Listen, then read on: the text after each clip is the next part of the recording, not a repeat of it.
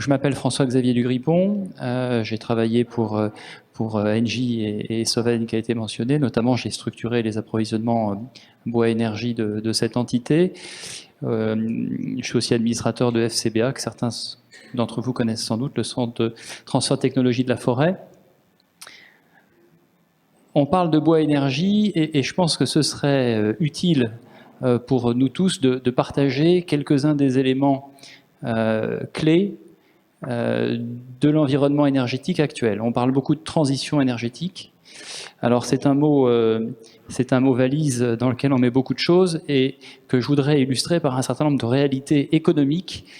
On avait la question du gazogène. Alors on parle en fait d'une technologie de gazéification qui est souvent d'ailleurs médiatisée en ce moment. Là encore, la question qui se pose n'est pas d'abord une question technologique, ça va être d'abord une question économique.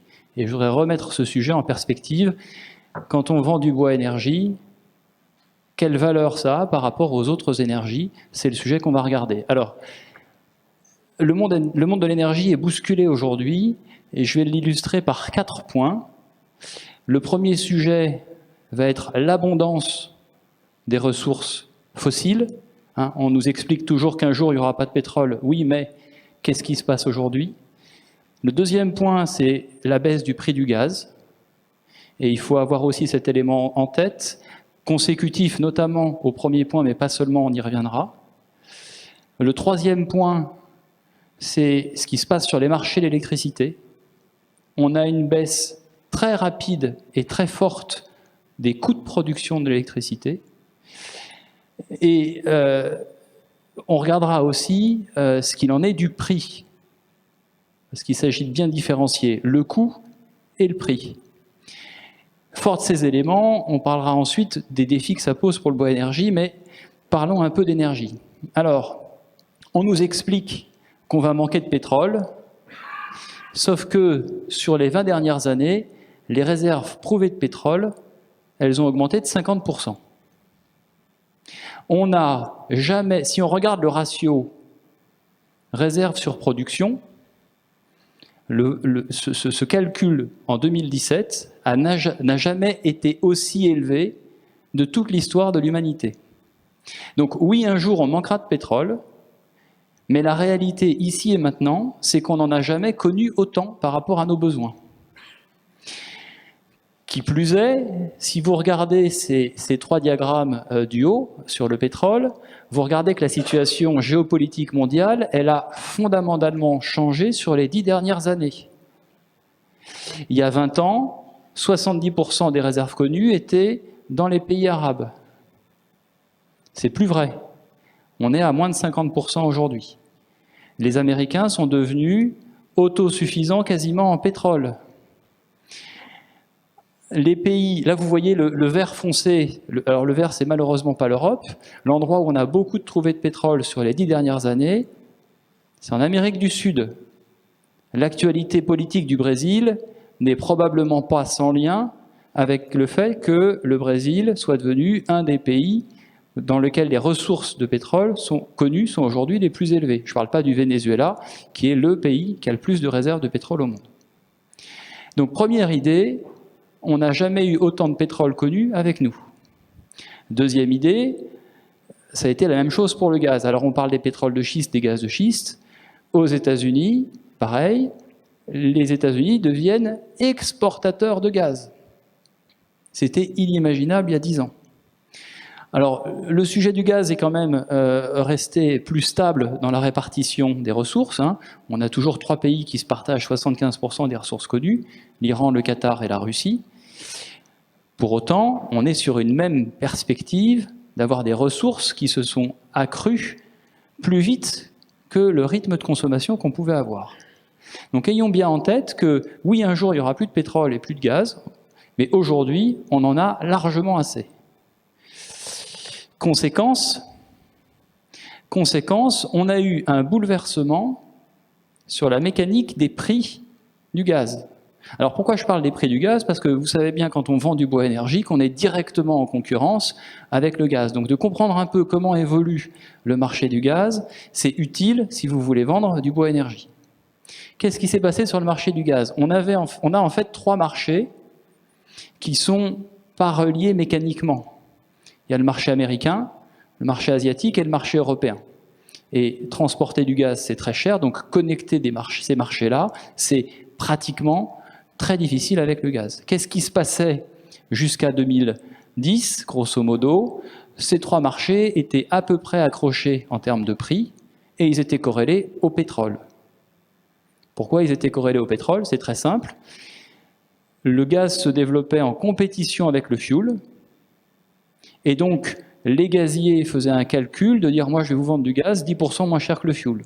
Donc je fais le calcul de mon coût de production, le distributeur se met d'accord avec le producteur, on se met d'accord pour 20 ans, et on fait varier le prix du gaz au prorata de la façon de laquelle le fioul varie.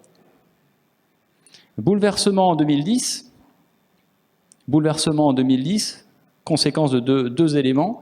Premier élément, une crise mondiale majeure, baisse de 20% de la consommation en l'espace d'une année, notamment du fait des industriels.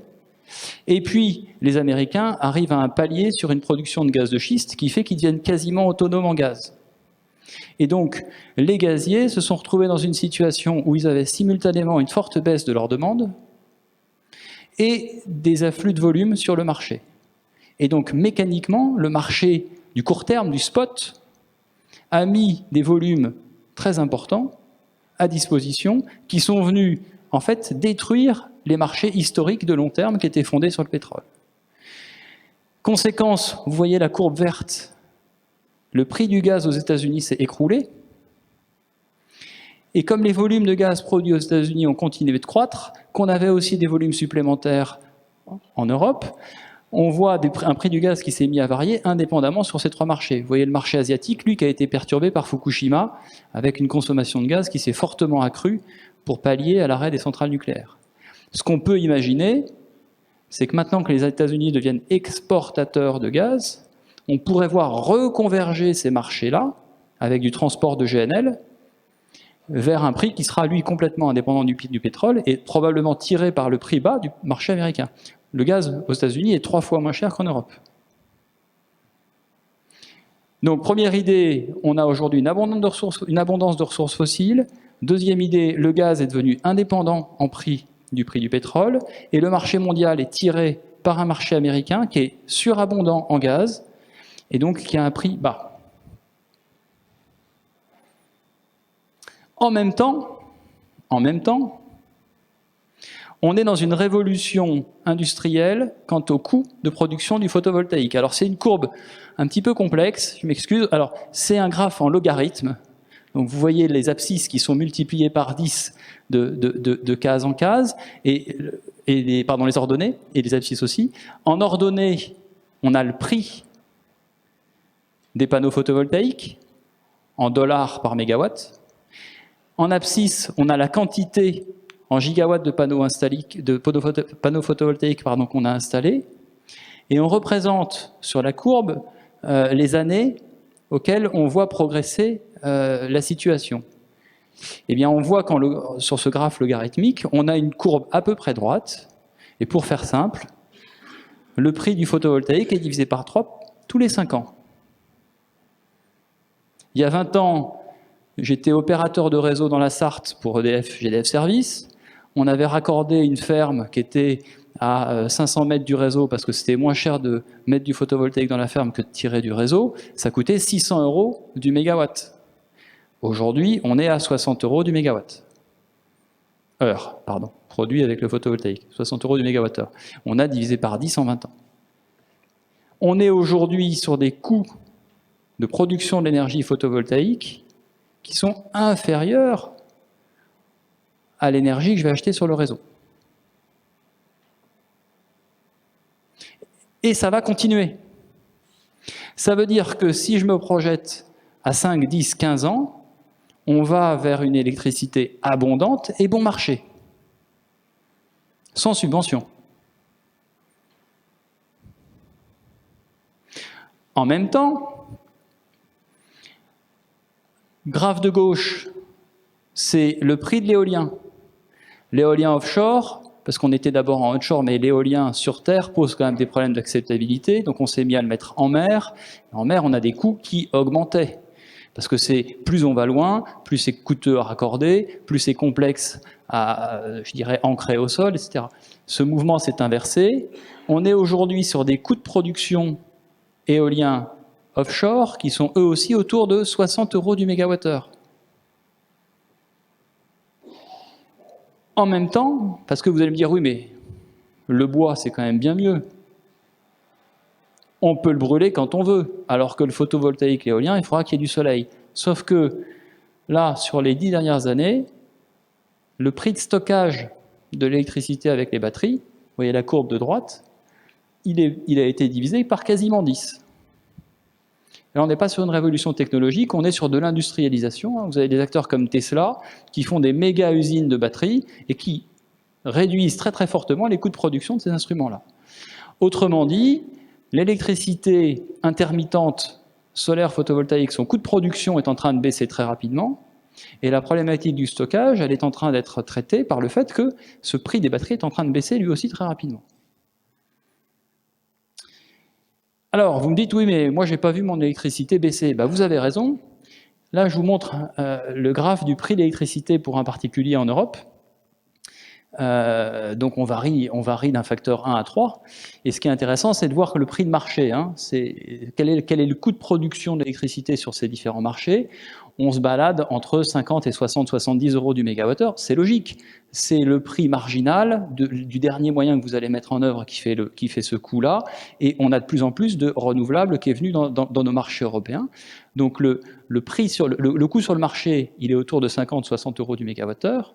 Il faut rajouter des coûts de distribution. Et puis vous allez rajouter ce qui est en rouge. En rouge, c'est les taxes. Parce que quand on fait, notamment comme les Allemands ou les Danois, on a une politique extrêmement, je dirais, favorable aux énergies renouvelables. On a mis des subventions dans les années 95-2000 pour pouvoir favoriser ce démarrage où, vous vous souvenez, les coûts étaient élevés. Et donc les Allemands aujourd'hui, sur la facture d'électricité, la moitié, c'est les taxes. Leur facture d'électricité a doublé sur les 10 dernières années.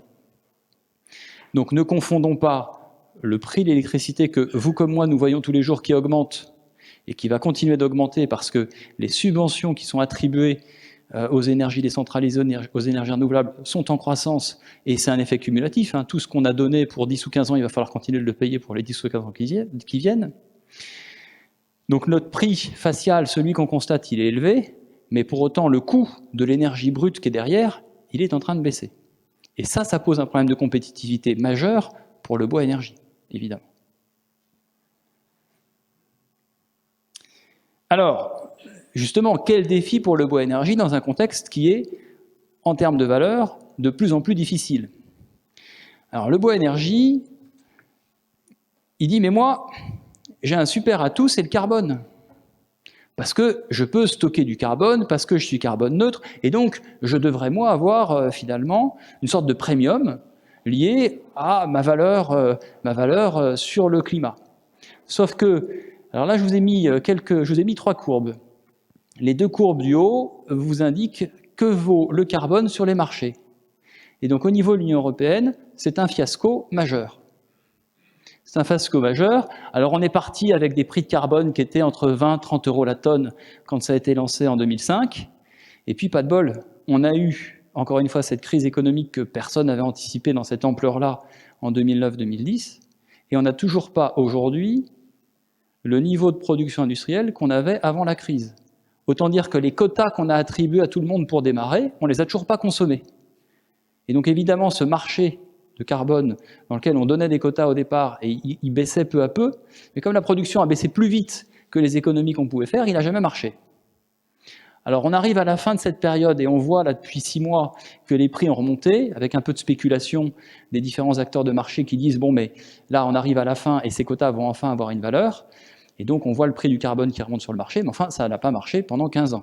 Donc cet espoir de j'ai un prix sur le carbone qui va venir finalement donner de la compétitivité à mon énergie bois, ça n'a pas marché. Quelques ordres de grandeur, vous voyez sur le marché, on se balade entre 5 et 20 € la tonne, la taxe carbone, on est déjà à 35. On nous parlait de 100 € la tonne à l'horizon 2023, si je ne me trompe pas, 86 en 2023, si je ne me trompe pas. Donc, avec une ampleur qui allait peser sur les particuliers, dans un facteur 2 à 3 de ce qui pèse sur les marchés aujourd'hui, pour remettre les choses en perspective. En bas à droite, c'est la taxe carbone, donc cette taxe qui s'applique sur les particuliers dans quelques pays de la planète. Alors les champions du monde sont les Suédois, ils sont déjà à 100 € la tonne. On a ensuite les Suisses, les Finlandais. La France était à 20, elle est passée à 30 et on est dans les premiers mondiaux sur cette taxation du carbone. Taxation du carbone qui ne donne pas un avantage du coup immédiat au bois énergie, on l'a vu, puisque le prix des concurrents, lui, décroît très très rapidement. Donc, ayons en tête que ce sujet carbone n'est pas l'Eldorado attendu pour redonner la compétitivité au bois vis-à-vis des alternatives fossiles. On a évoqué le sujet de la qualité de l'air. C'est un sujet très problématique pour le bois. Je vous ai mis des vieux graphes, vous voyez encore Elio sur les vieux graphes du haut, et on retrouve les ordres de grandeur qui ont été présentés au début. Hein. On a effectivement des facteurs d'émission qui sont très problématiques sur l'usage bois-bûche et mieux maîtrisés dans les chaufferies industrielles. Mais la conséquence, et en dessous je vous montre ce graphe du CITEPA qui fait un peu autorité sur ces problématiques de qualité de l'air. Un pic de pollution atmosphérique à Paris en hiver, il est causé à plus de 30%, 28% par le chauffage résidentiel, et ça c'est 90% du bois. Les transports, c'est que 20%. 30%, c'est les effets secondaires des particules qui se recombinent entre elles. Autrement dit, si vous êtes le ministre de l'Environnement ou le préfet d'Île-de-France et que vous voulez agir sur la qualité de l'air en Île-de-France, votre premier sujet, c'est le bois-bûche.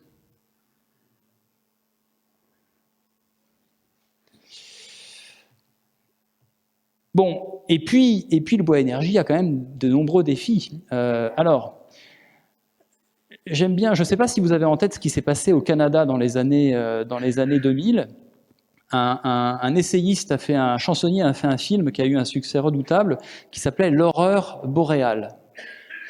Il est allé filmer des coupes de bois que faisaient les papetiers. Donc vous imaginez, on est au Canada, des forêts industrielles, des coupes à blanc sur des dizaines et des dizaines d'hectares. Et donc, choc majeur dans l'opinion publique canadienne. Résultat, la production de bois s'est écroulée, tout bois confondu, hein, bois d'œuvre, bois d'industrie, bois énergie. Dans les forêts privées, on a divisé par 2, dans les forêts publiques, on a divisé par 3 en l'espace de 3-4 ans.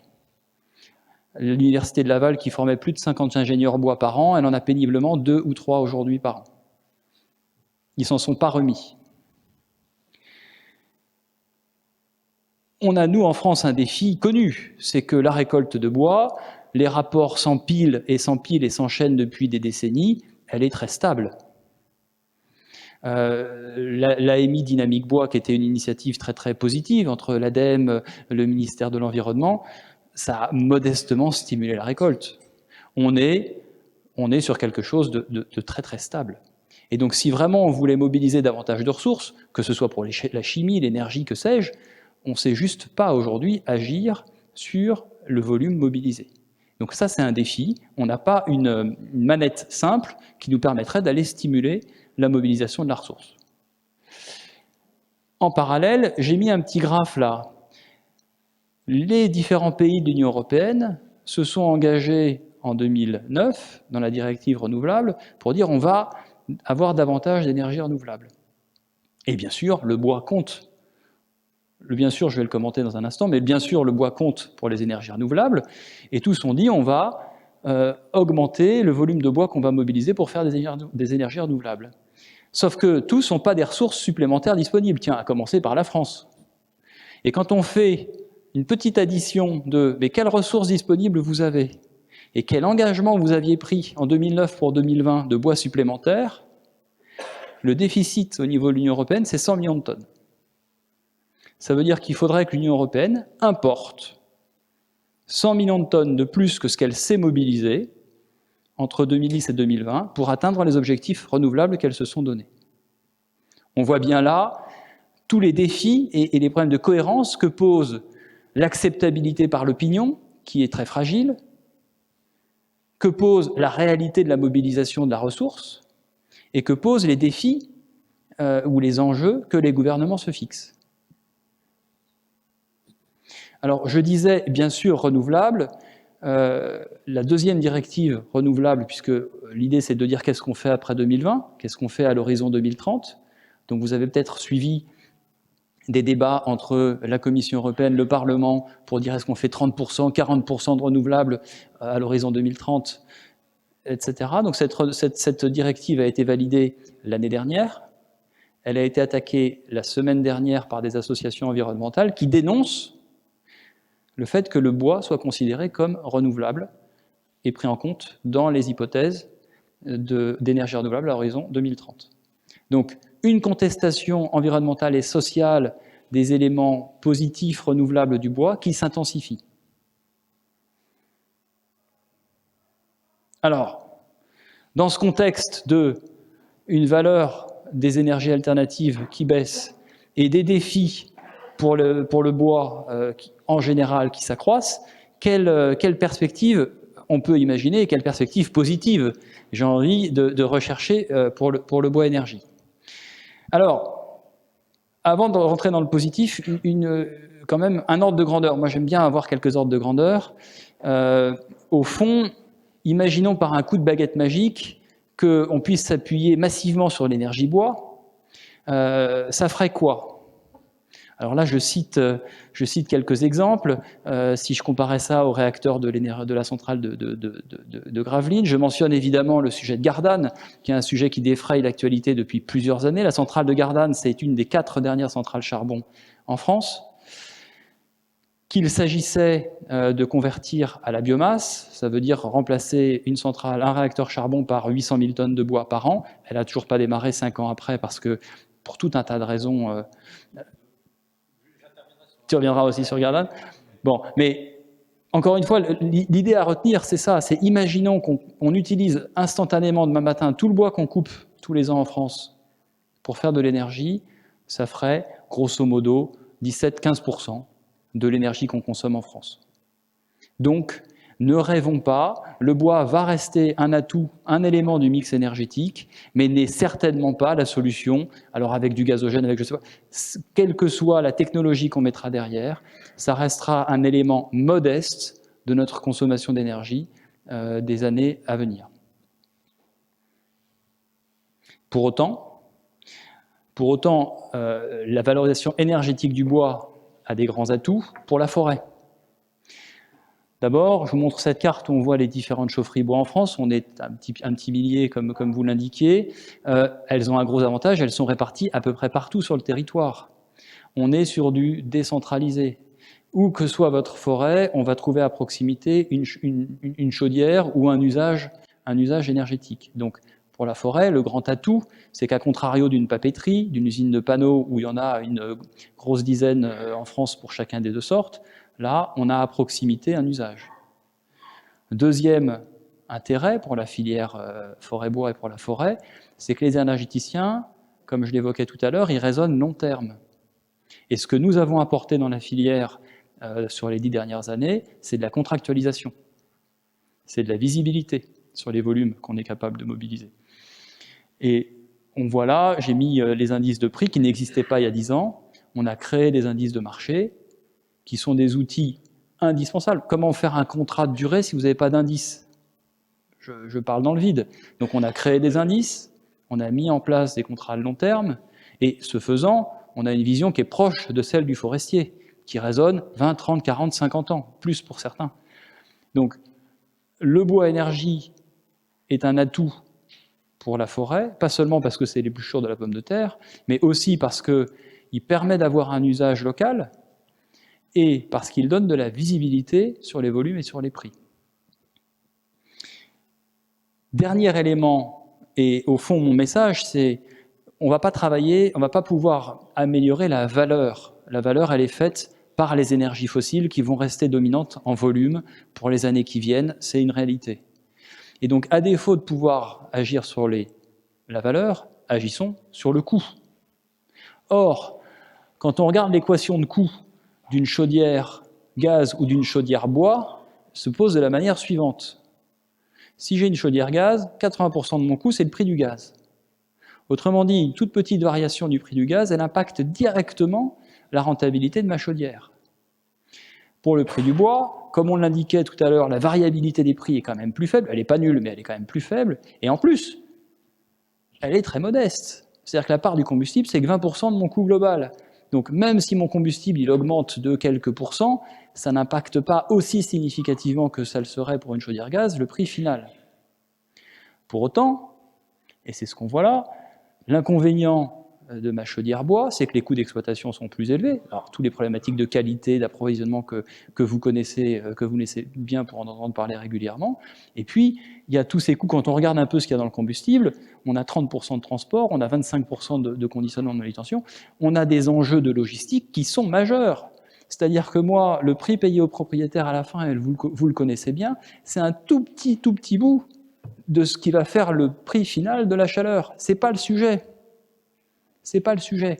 Et donc le sujet, c'est bien des enjeux de logistique, d'industrialisation de la mobilisation, de standardisation des produits qu'on utilise. C'est ça le sujet. Ne nous trompons pas de sujet. Accessoirement, et là je mentionne la Finlande a lancé un plan très volontariste sur la bioéconomie il y a 3 ans. Et effectivement, la forêt est un atout majeur de ce pays. Ils n'ont pas dit on va subventionner les plantations. C'est venu à l'idée de personne. En Finlande, vous coupez un arbre, vous en plantez 2, c'est la loi. En revanche, ce qu'ils ont dit, c'est on va subventionner massivement les routes. On va subventionner massivement les places de dépôt. Parce que ça, c'est des éléments qui vont faire que tous les acteurs de la filière vont en bénéficier, que ce soit le propriétaire qui aura des coûts d'exploitation plus faibles, ou que ce soit l'industriel qui aura lui aussi des prix de mobilisation réduits. Et puis, le sujet de l'investissement pour les machines, la formation des ETF, est majeur. La Finlande, ils ont une industrie de la mobilisation du bois. Pas nous. Ça reste, vous le connaissez bien, pour faire des travaux forestiers, des acteurs de taille modeste, avec des parcs de machines réduits. Et pourquoi ? Parce qu'on a une forêt morcelée, parce qu'on a des acteurs dispersés. Et d'où des enjeux majeurs de mutualisation, non pas de la propriété, on y sera encore dans 150 ans, mais de la gestion. Alors c'est le mouvement des coopératives, qui a des atouts, des limites, c'est le mouvement des JF, qui a du mal à émerger, mais qui, à mon sens, mais c'est une vision personnelle, est un atout indispensable pour regrouper la gestion et aller vers une gestion avec des coûts optimisés de mobilisation. Alors, pour conclure mon message, 2 idées. Déjà, une réalité, la valorisation énergétique seule du bois ne suffira pas, alors je ne dirais pas pour toujours, mais en tout cas pas à vue d'homme, pour valoriser une forêt. Ne rêvons pas, et les tendances sur les coûts de l'énergie ne sont pas à la hausse.